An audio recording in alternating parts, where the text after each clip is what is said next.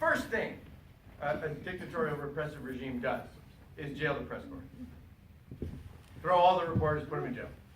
Limit press freedom. Hitler did that. Pinochet did that.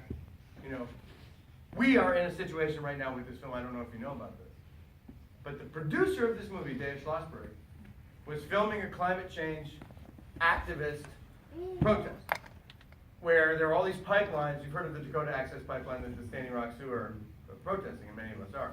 But there are other pipelines coming from Canada that are bringing tar sands oil into the United States. They have emergency shut-off valves on those pipelines. A group of activists went to 5 different pipelines in 3 different states and said, you know what, this is an emergency, a climate emergency. They clipped the locks and they turned the pipelines off. And then they waited to get arrested.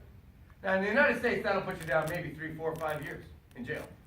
Big sacrifice to do that.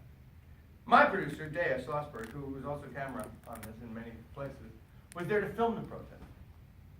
Protected, constitutionally protected. Right, freedom of the press. I am there to shoot this protest. They picked her up, they threw her in jail.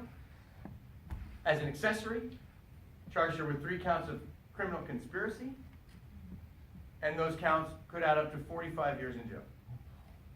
Edward Snowden tweeted out about this 2 days ago and said, this producer is facing 45 years, just want you to know that I'm only facing 30. And there have been hundreds of newspaper articles about this. Amy Goodman was also arrested. You should know, earlier today, Amy Goodman, her charges were dropped, nullified. So that's a big deal. Why? Because we put pressure on them. Because we put pressure on them. We also had Shailene Woodley, a really good friend of mine from the Bernie campaigns, also was arrested for live streaming on Facebook. Why was she arrested? Because she was a member of the media all of a sudden. Now, this is very fucking serious. How is it that you, and RT, okay, I didn't go on RT for a long time, because RT is Putin, and we all know that this is a state-controlled media outlet that is operating in the West, and its motives are suspicious.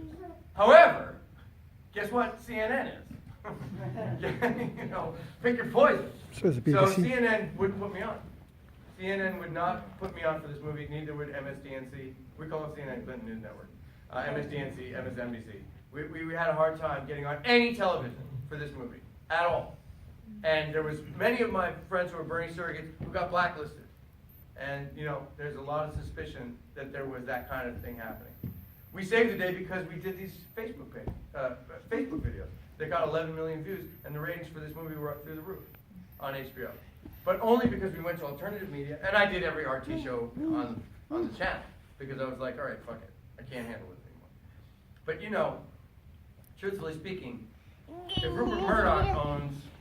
That's right. If Rupert Murdoch owns something, what's the difference between Rupert Murdoch owning a media and Putin owning a media and somebody owning a media? The media is being consolidated, the media is being owned. What you have to do is what this man is doing right now, is be the media. You have to be the media. This is public speech. It's perfectly acceptable to record it. Isn't that right? Your live stream? Yes, it was going to be a live stream, but it's now just a video. Okay, that's cool. But to be honest, like, that's what we have to do.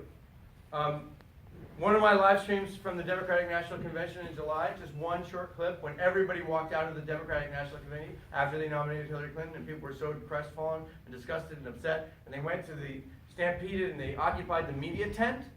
They occupied the media tent. A protest occupied the media tent, and it wasn't on TV. I was inside the